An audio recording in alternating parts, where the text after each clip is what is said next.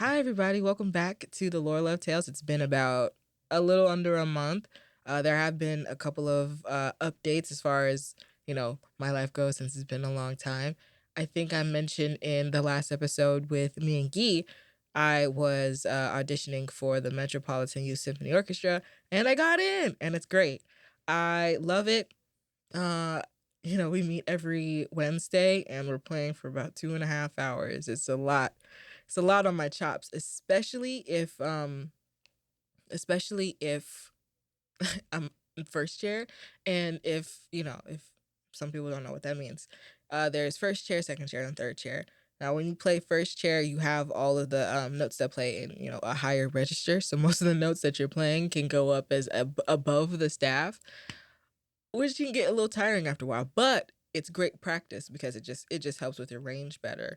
And I will be playing a couple of pieces along. We have about like maybe 4 or 5 pieces that we will be performing in March. That's our first concert. I'm really excited about that. It's great being in that setting again. Uh it is now February 1st.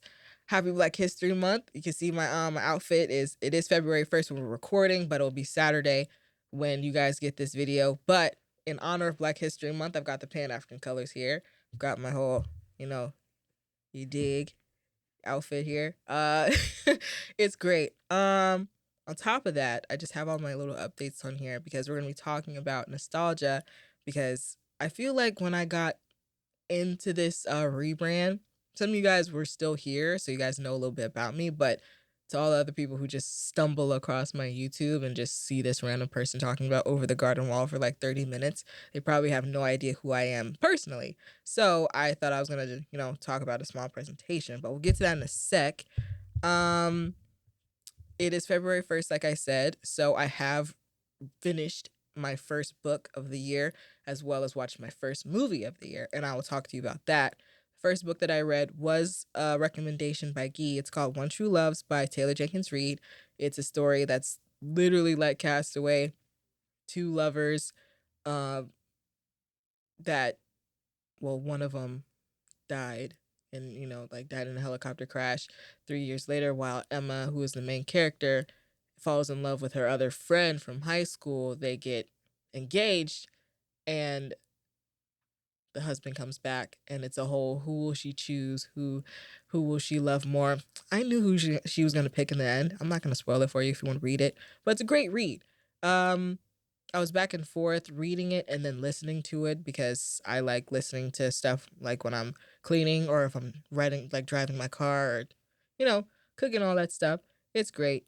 And then the other movie, the movie I was gonna watch for the first of the year, it was supposed to be the Book of Clarence, but we ended up seeing something different, like very last minute, and it was this movie called American Fiction. Now I heard nothing about this movie. This movie was like terribly marketed because I hadn't seen any like promotions about this at all, and I think my mom, she told me about it, and I didn't know that's what we were switching on, like changing the movie to.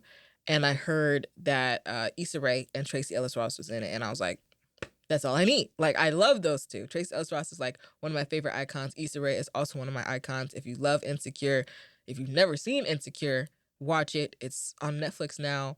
I think it's also on HBO Max, and I think it's also on Hulu. Find a way to watch it. It's great. Great rewatchable show. That's coming from me. American Fiction is actually based on this book called Erasure, which is also what I'm going to be reading in my TBR. It's coming up. It's about a well acclaimed author. His name is Thelonious Edison, but his family calls him Monk. They um, talk about how writing, as far as like, writers of color, like, Black authors, I've kind of stayed in this one specific mold of, oh, poverty, of being, you know, the last pick, the last choice, when there's more stories we can talk about as Black authors. And he wanted to challenge that because all of his well acclaimed stories have been, off the charts. And when he wants to write something else, nobody's picking it up. He actually got rejected by 17 publishers, which, may sound like a lot, but I've heard when you want to publish a book, you get a lot of rejection letters, like a lot, and it takes a long time to get published. So when that happened, he noticed that this other book that was getting like really, really praised called like We's Live in the Ghetto or something like that. It just felt like a satirical like play on words about how black people really act when that's not like the vast majority and stuff like that. So he decided to make a book completely out of satire. Be like, if this book is getting great, I'm gonna write this book. And it was successful, and he didn't think it was gonna happen. And then he put it under a different name because all of his other books are in his regular name. So he gave it a different pseudonym or something like that. And it just talks about that in his life and his family. Great. I really like the movie. I just don't understand why it wasn't marketed well. The book, One True Loves, I give it a 4 out of 5, and I think I also give American Fiction a 4 out of 5. Pretty solid ratings. It's really good. It's just I'm not gonna spoil it, but I will say Tracy Ellis Ross, I love her, but I just didn't. I just had she has really great range. I just didn't know, literally didn't know that this was like her thing. Like I didn't really see her because if you've seen Tracy Ellis Ross and Girlfriends and Blackish and then a little bit of Grownish, she doesn't really curse that much. So when I saw her like start cursing and stuff, it's kind of like how my friends are with me. Like when they see me curse and they're like, it just throws you off a little bit. She threw me off a little bit, but again, great movie. I don't know if it's still in theaters, but you should definitely, take a watch. The book that I'm currently reading right now is by one of my favorite authors, Otessa Moshfegh. She wrote the book My Year of Rest and Relaxation, and Eileen, as well as Death in Her Hands and Homesick from Another World. I think those are like a collection of short stories and stuff. But her most recent book is called Lapvana. It's pretty gross. Like, I don't know. I have no idea what edge she had from this book. Like, where does she come from all this? Because all the books that she had been talking about, like Death in Her Hands, about a woman who, found a dead body and trying to figure out who killed her. Like cool little mystery thriller type beat. Then you got Year of Rest and Relaxation, about an unnamed protagonist, a woman who wants to sleep for a year. Then you've got, this is the Middle Ages, people are eating people, and there's a lord that's corrupt, and an old witch doctor who gouged a horse's eyes out and used it for her own. And I was like, I don't know what happened to the original plot of the movie. So I guess maybe she's just trying something new. Authors do that all the time. They don't want to have the same set of writing, but am I here for it? I don't know. I'm going to finish the book, of course. I've got about 2 hours left because, like I said, I go tandem with reading and listening. If I'm not in a window of reading, I'll just listen to it. But I can already tell it's not really my favorite. She's still my favorite author, but it was just a different turning point for me, at least. So that's enough with that. I just wanted to make sure I was fully updated you guys on me. Now you're gonna get to know a little bit more about me and my personality and how this whole thing. Why do I even love lore, and how do I love music and I love animals, and those are two different worlds. So we're gonna start the presentation. Ryan's gonna pull it up for me. The origins of a storyteller. Now, before the rebrand, I did have a small video. Like, it was an edited video. It was about 4 minutes talking about stuff like this. But I will have, a more detailed version. It's longer than 4 minutes. So, all right, next slide. Okay, so for today's episode, I'll talk about a couple shows of my past and a couple shows of, that's not supposed to say the future. That's funny. It's supposed to say the present. That's funny. You know what? That's actually on me. It's supposed to say present. I was tired. I was exhausted. Just pretend that it says present right there. And I'll talk about the next episode. All right, next slide. This episode's all over the place today. It's fine. All right, so blast from the past. I was a Sprout and Noggin kid to the day I die. I love Noggin. I love Sprout. Shows like my mom, she I don't know. She always told me when I was older, she was like, "You loved Booba." I don't know if anyone remembers that show. It had no plot. It was just a whole bunch of big characters and colors. I had a yellow one, of course. And you got Ubi, the hand puppets and stuff. I always thought, okay, it's Black History Month, right? So to all my black girls out there who've ever had like the box, the box, the barrette box with everything in it. I used to watch Ubi, right? So sometimes I would used to like make hand puppets out of like, the barrettes and stuff. I don't know. I don't know. Um, what was this show again?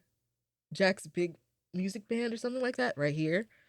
Loved that show. Blues Clues, Super Y, Backyardigans. When Backyardigans got their peak back on TikTok, I was there. I was at the forefront. I love Castaway. Funny enough, I took an African American lit class in my senior year of high school, and they were like, "Hey, if you can connect a song with injustices and stuff like that, we'll give you an extra credit point." And I was like, you know what?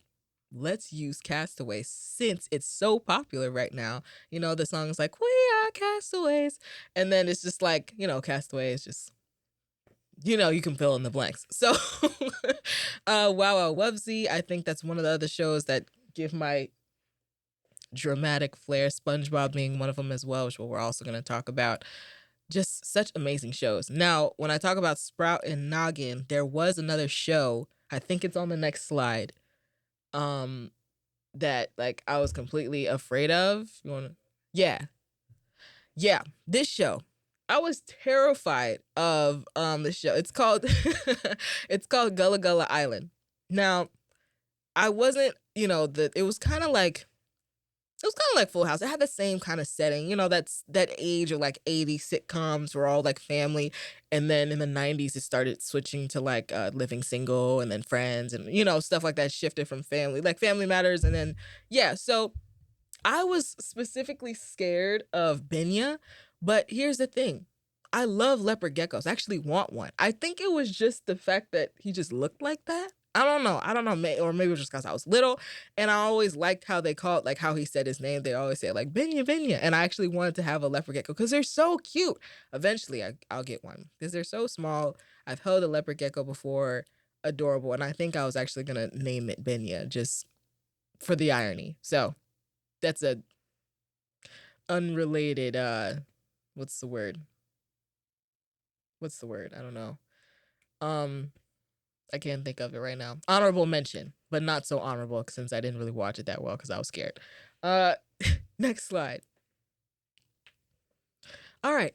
I also had an affinity, like I gravitated towards a lot of British shows. Maybe it was just because of how the broadcasting went with specific channels, but Wallace and Gromit, Kipper, Jungle Junction, Charlie and Lola, Peppa Pig, all these shows. There's also another British show that I will put in the shows of the past, like my big 4 or 5. Don't remember. Again, I said I was tired. Um Peppa Pig is a very big favorite of mine, and Wallace and Gromit as well.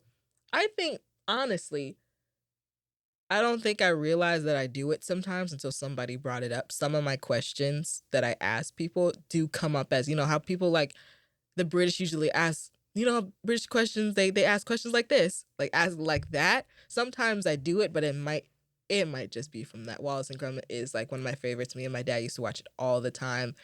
And they're just so comforting because British accents are always like so comforting and stuff like that. And I don't really talk in a British accent sometimes, but like if I talk about Wallace and Gromit or something, I'll be like, I'm just so cracky. It's about cheese. I don't know. It's so good. Kipper is also a very cute, very soft show because it's like everybody in the show in Kipper, they all talk like this. They're like Kipper, and there's barely any music. It's like very low and jazz. I think that's also where I got like my jazz like love from. It's great. Now we're getting to the shows that like are the foundation of me. Like, oh, now that you've seen these shows, okay, this makes a lot of sense that Trinity is the way that she is. All right, next slide.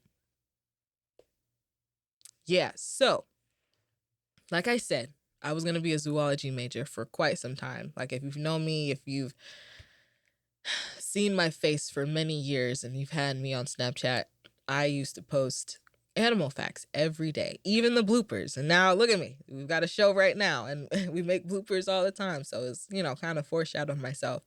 And 64 Zoom Lane and shows like Zaboomafoo. I love Zaboomafoo, the Krat Brothers, even Wild Kratts afterwards. It's a great show. Zaboomafoo actually taught me about animals before I, started even getting into it myself.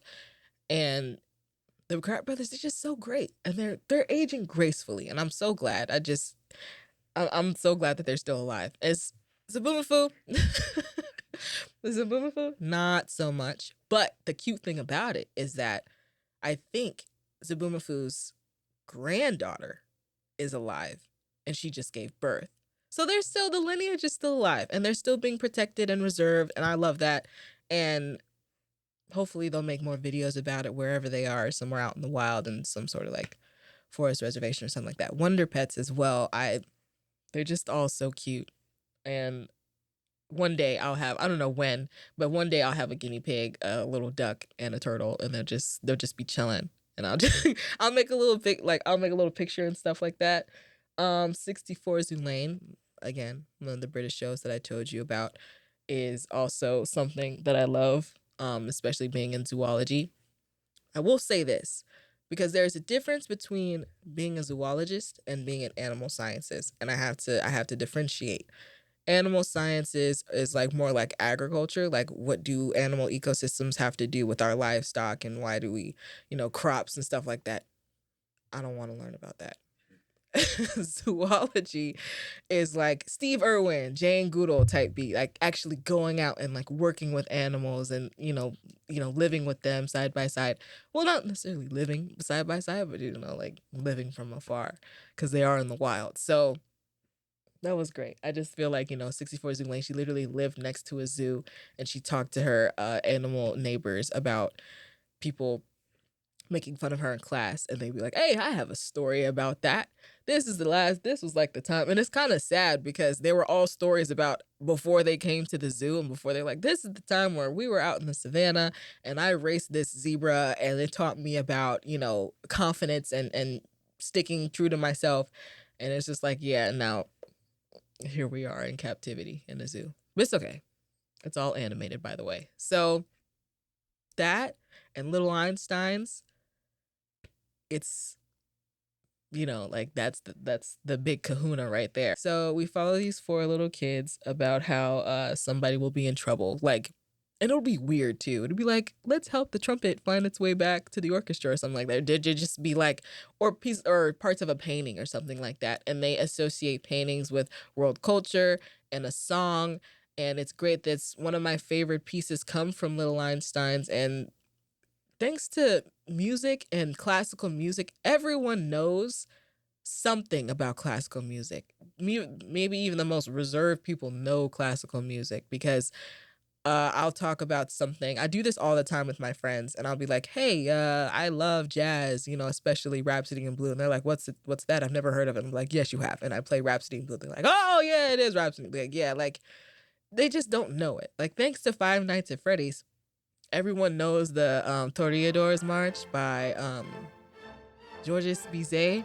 I'm not gonna butcher it. It sounds, I'm pretty sure, some names just sound French, and he is a French composer, but I'm not gonna try again, because there's nothing the French hate more than people trying to speak French. So I can't. That's about it for the next slide. Now, shows of the present makes sense. The big one right here, Over the Garden Wall. If you ever utter those words to me, like if you're a stranger and you say, oh, I really love Over the Garden Wall, prepare to be sitting down for like 3 hours, because we're going to sit and talk about the cinematic masterpiece that is Over the Garden Wall. My dramatic flair, all of the stuff that I ever talk about, just sometimes just, I've been told that I am funny, but sometimes I feel like, because I had a conversation with my friend, and I was like, yeah, I think I'm funny, but I think it's just the fact that I just be talking. You know what I mean? Like, I just speak, because sometimes I'll be so dead serious, and my friends, they just be laughing at me. I'll be like, I don't know what's what's so funny, and I'll be like, I'm so serious, and some of my friends be like, yeah, we know, that's why it's so funny. So when I asked my other friend, I was like, I think it's just maybe my delivery, and they're like, no, it's not necessarily the delivery. It's just the absurdity of how you say things, and I'm like, I guess that makes sense. So like SpongeBob and like Amazing World of Gumball, it's still a favorite. All of these shows are like all over. Like they don't make any new episodes of this anymore, but this is like the core. Like if I had to put this in a bowl and like, right now, collectively, who is Trinity is all of this. It might be a little concerning that BoJack Horseman is here, but don't worry about that. Uh Regular Show is also another what's it called? An honorable mention. It's a great it's a great show about two 20-year-old guys working and half-assing through life and literally getting into all types of trouble. I don't know why I'm giving you a synopsis of it. If you haven't seen Regular Show, what are you doing? So, and if you haven't, you should just watch it right now. It's great. So great. I'm so bad that Cartoon Network is actually not its standalone anymore, because I think it's getting bought by Warner Brothers. Everything is getting bought by somebody at the end of the day, this day and age. And now that I see it, I think a good chunk of these are from Cartoon Network. I think the majority is from Cartoon Network, because Powerpuff Girls was on like Boomerang. Yeah. Oh well. Cartoon Network is one of my favorite channels as well. SpongeBob is just kind of a given. I watch SpongeBob all the time, especially especially people my age know about this. Waking up to George Lopez. So I was just talking about this with my friends at work, and we were talking about how we would get like war flashbacks of like the George Lopez show, like the theme song amplifying the volume. I have no idea how it gets so much louder than it really is. Like my TV level will be at 30 and I'll be like fast asleep. And it'll be like 2 a.m. The George Lopez theme is just like at 80. And I never understand why that happens. But I digress. Clockwork, right? So George Lopez would like be at like 6 to 6:30, and then while I was getting ready for school, back to back to back SpongeBob episodes. Just putting in work every morning.